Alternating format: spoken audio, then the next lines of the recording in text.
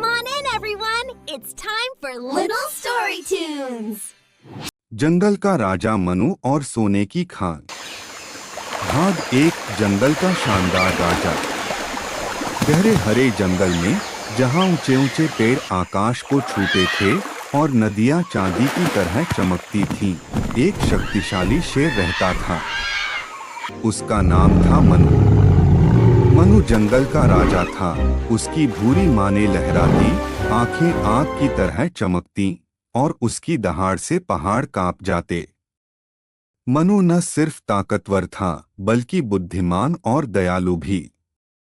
वह जंगल के सभी जानवरों का रक्षक था। जंगल में उसके दोस्त थे चालाक लोमड़ी लीला जो हमेशा पहेलियां सुलझाती, विशाल हाथी गजराज जो अपनी सूंड से नदियां मोड़ सकता था, तोता चुन्नू जो दूर दूर तक की खबरें लाता और बंदर मंटू जो पेड़ों पर उछल कूद करता। ये सभी मनु के दरबार में रहते और हर शाम वे जंगल की सभा में मिलते। एक दिन चुन्नू उड़ता हुआ आया और चहकने लगा, राजा मनु। राजा मनु, जंगल के बीचों बीच एक चमकदार गुफा मिली है। वहां सोना चमक रहा है। सोने की खान। मनु की आंखें चमक उठीं। सोना? जंगल में? लेकिन मनु जानता था कि सोना लालच लाता है। सभी जानवर इकट्ठे हो जाओ, उसने दहाड़ा। सभा में सभी उत्साहित हो गए। लीला बोली, ये सोना जंगल को समृद्ध बना सकता है। गजराज ने सहमति में सूंड हिलाई। भाग दो। खतरनाक आगमन। लेकिन खुशी ज्यादा न टिकी। अगले ही दिन जंगल में धुआं फैल गया। एक खतरनाक आदमी काला भूतनाथ और उसका गिरोह आ गया। भूतनाथ लंबा, काला, दाढ़ी वाला डाकू था जिसके हाथों में बंदूकें और कुल्हाड़ियां थीं। उसके 20 आदमी थे, सब लालची, क्रूर। वे ट्रक लेकर जंगल में घुसे, पेड़ काटने लगे। ये सोने की खान हमारी, भूतनाथ चिल्लाया। वे गुफा तक पहुंचे और सोना लूटने लगे।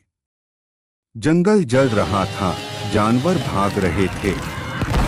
मंटू ने मनु को खबर दी, राजा, वे पेड़ काट रहे हैं, जानवरों को मार रहे हैं। मनु दहाड़ा, ये हमारा जंगल है, हम लड़ेंगे। लेकिन भूतनाथ के पास बंदूकें थीं। एक शेर का साथी घायल हो गया। मनु ने सभी को छिपने को कहा। रात में सभा हुई। लीला बोली, हमारी ताकत संख्या में है। योजना बनाओ, चुन्नू ने कहा। मैं उनके कैंप की जासूसी करूंगा।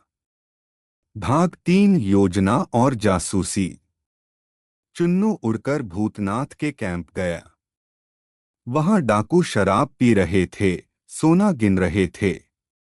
चुन्नू ने सुना भूतनाथ का प्लान था सुबह ट्रक भरकर सोना शहर ले जाना और जंगल जला देना। चुन्नू लौटा और बताया। मनु ने योजना बनाई। गजराज नदी का रास्ता रोकेगा, ट्रक फंस जाएंगे। लीला और मंटू डाकुओं के जूते चुराएंगे, रात में भटकाएंगे। चुन्नू चिल्लाएगा, डाकुओं को डराएगा। मनु और अन्य शेर आखिरी हमला करेंगे। रात गिरी। मंटू और बंदरों ने चुपके से कैंप में घुसा, जूते चुरा लिए। सुबह डाकू नंगे पैर भागे। लीला ने जाल बिछाया, डाकू गिरे। चुन्नू चिल्लाया, भूत भूत की। डाकू डर गए। गजराज ने सूंड से पानी की बौछार की, ट्रक कीचड़ में फंस गए। भाग 4। महायुद्ध और विश्वासघात। भूतनाथ गुस्से में बंदूक लाया। शेर, आओ, उसने चिल्लाया। मनु सामने आया। ये जंगल हमारा है। सोना जंगल का है, दहाड़ते हुए मनु ने हमला बोला। शेरों ने डाकुओं को घेर लिया। गजराज ने ट्रक उलट दिया, लेकिन भूतनाथ ने धोखा दिया। उसने एक घायल बंदर को बंधक बना लिया। पीछे हटो वरना मार दूंगा। मनु रुका। लीला ने चाल चली, उसने भूतनाथ का ध्यान भटकाया। मंटू ने पीछे से लाठी छीन ली। गजराज ने सूंड से भूतनाथ को उछाल दिया, वह नदी में गिरा। गिरोह भागा सोना छोड़कर, लेकिन भूतनाथ लौटा। रात में चुपके से गुफा पहुंचा। भाग 5 अंतिम टकराव और जीत। सुबह मनु को पता चला। सभी इकट्ठे हुए।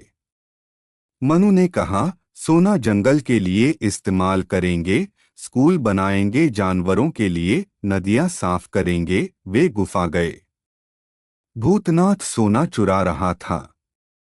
मनु दहाड़ा। भूतनाथ ने गोली चलाई, लेकिन गजराज ने रोक ली।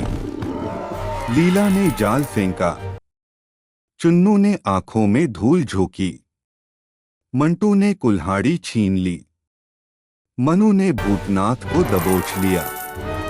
पुलिस आई। चुन्नू ने शहर से सिग्नल भेजा था। भूतनाथ और गिरोह जेल गए। जंगल सुरक्षित हो गया। समापन, नया युद्ध। मनु ने सोने से जंगल को सजाया, पेड़ लगाए, तालाब बनाए। सभी जानवर खुश। सच्ची ताकत दोस्ती में है, मनु बोला। जंगल फिर हरा भरा हो गया। और मनु, वह हमेशा का राजा बना। Goodbye, everyone! Thanks for watching! Subscribe for more stories!